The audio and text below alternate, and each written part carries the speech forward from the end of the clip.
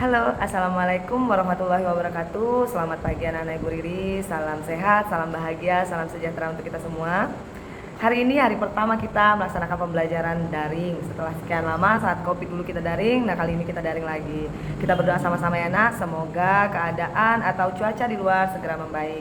Tak lupa pula juga Ibu Riri ingatkan selalu menggunakan masker ketika di luar ruangan dan kurangi aktivitas selama berada di luar ruangan. Walaupun anak-anak Ibu Riri berada di rumah bukan berarti kalian libur ya. Kalian hanya belajar jarak jauh. Ibu Riri sekolah, kalian di rumah. Aktivitas belajar tetap seperti biasanya, hanya saja lebih fleksibel. Kalian bisa mengerjakan atau menyelesaikan tugas-tugasnya bisa di pagi hari, siang hari, ataupun sore hari. Yang penting masih di hari yang sama.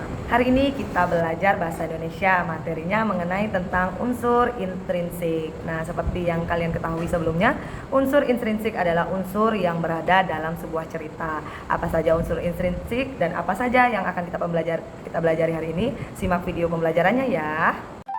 Nah, anak-anak Ibu Riri, sebelum kita mengetahui apa saja unsur dalam cerita, kita harus tahu dulu apa sih itu cerita. Nah, cerita itu adalah rangkaian peristiwa yang saling berkaitan. Cerita bisa berbentuk dongeng, fabel, legenda, cerita rakyat, dan lain-lainnya.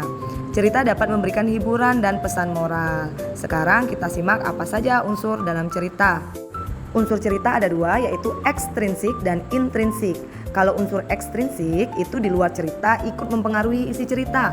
Contohnya latar belakang pengarang, budaya, dan nilai sosial. Sedangkan unsur intrinsik adalah unsur yang membangun dari dalam cerita itu sendiri. Tanpa unsur intrinsik, sebuah cerita tidak akan lengkap. Pada kesempatan kali ini, Ibu Riri akan lebih menekankan pada unsur intrinsik terlebih dahulu. Nah, apa saja macam-macam unsur intrinsik? Yang pertama ada tema, kedua tokoh atau penokohan, yang ketiga alur, empat latar, kelima sudut pandang, dan keenam adalah amanat. Nah, kita bahas satu-satu ya. Yang pertama mengenai tentang tema. Tema itu merupakan pokok pikiran atau gagasan utama dalam cerita. Misalkan anak-anak Ibu Riri mau buat sebuah cerita, kita tentukan dulu temanya supaya cerita kita tidak ngalur ngidur kemana-mana. Jadi kita tentukan temanya. Misalkan persahabatan, berarti isi ceritanya mengenai tentang persahabatan. Misal keberanian atau kejujuran, berarti isi ceritanya mengenai tentang sosok keberanian dan kejujuran. Yang kedua ada tokoh atau penokohan. Tokoh adalah pelaku dalam cerita, sedangkan penokohan adalah pemberian watak atau sifat pada tokoh. Nah, kalau tokoh itu ada tokoh utama dan tokoh pembantu. Sedangkan kalau penokohan ini yang seperti kita pelajari sebelumnya mengenai tentang antagonis, protagonis, tritagonis, seperti itu. Nah, kalau protagonis kan tokoh yang baik identiknya, terus tokoh yang ramah, tokoh yang lemah lembut, sedangkan antagonis itu tokoh yang pemarah, yang kasar, yang sombong. Serta kalau yang ketiga itu ada tokoh tritagonis. Tokoh tritagonis ini adalah tokoh penengah dari antagonis dan protagonis. Tiga yaitu ada alur. Alur itu adalah jalan cerita dari awal sampai akhir, di mana ada tahapannya. Yang pertama pengenalan, kedua muncul masalah, ketiga puncak masalah, dan keempat penyelesaian.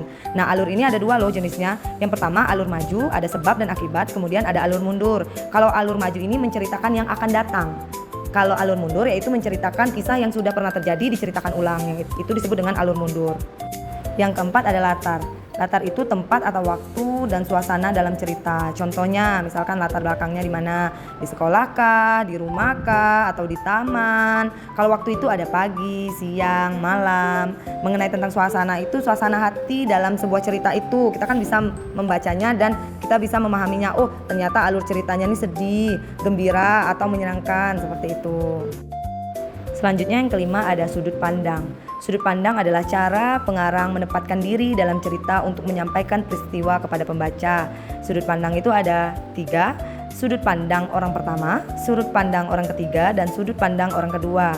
Nah, yang orang pertama ini adalah bertindak sebagai pelaku utama atau pusat dari setiap kejadian dalam cerita. Biasanya kata-katanya tuh aku, saya, atau kami. Dia itu menceritakan dirinya sendiri. Misalkan, waktu itu aku pergi berlibur ke Bali. Nah, cerita liburan itu berarti aku di sana menjadi orang pertama atau sudut pandang orang pertama. Kalau sudut pandang orang ketiga, pengarang menceritakan tokoh lain dalam cerita menggunakan kata ganti orang ketiga seperti kata dia, ia, mereka dalam jumlah banyak. Misalkan contoh seperti ini. Budi pergi liburan ke Bali pada saat libur semester. Dia berliburan bersama keluarga. Nah, cerita itu berdasarkan sudut pandang orang ketiga karena penulis menceritakan cerita dari si Budi. Makanya disebut sudut pandang orang ketiga. Sedangkan sudut pandang orang kedua, di sini pengarang menggunakan kata ganti orang kedua seperti kamu atau kalian, sehingga pembaca seolah-olah menjadi tokoh dalam cerita tersebut. Jadi, sudut pandang itu ada 3, sudut pandang orang pertama, sudut pandang orang ketiga, dan sudut pandang orang kedua. Tergantung cara pengarang menempatkan diri dalam cerita untuk menyampaikan peristiwa pada si pembacanya. Sekarang kita masuk materi yang terakhir mengenai tentang amanat. Amanat merupakan pesan atau pembelajaran yang dapat disampaikan penulis kepada si pembaca. Jadi amanat ini dapat kita ambil dari sebuah cerita untuk kita jadikan pembelajaran dalam kehidupan kita sehari-hari. Anak-anak Ibu Riri, itulah materi pembelajaran bahasa Indonesia kita pada pagi hari ini mengenai tentang unsur intrinsik dalam sebuah cerita. Sekarang Ibu Riri ada tugas mengenai tentang unsur intrinsik dalam sebuah cerita fiksi. Silakan kalian baca, kemudian kalian jawab soal-soalnya. Ini disalin ke dalam buku latihannya masing-masing ya, ditulis temanya apa, tokohnya apa, alurnya apa, dan sampai sudut pandangnya apa, seperti itu. Untuk lebih jelas lagi nanti Ibu Riri kirim ke grup WA apa ceritanya. Nah, anak-anak Ibu Riri, setelah disimak video pembelajarannya, silakan kerjakan tugasnya dengan penuh tanggung jawab. Untuk yang udah selesai, kirim saja bukti foto telah mengerjakannya ke WA Group. Untuk pengumpulan dan penilaiannya nanti akan diberitahu selanjutnya ya.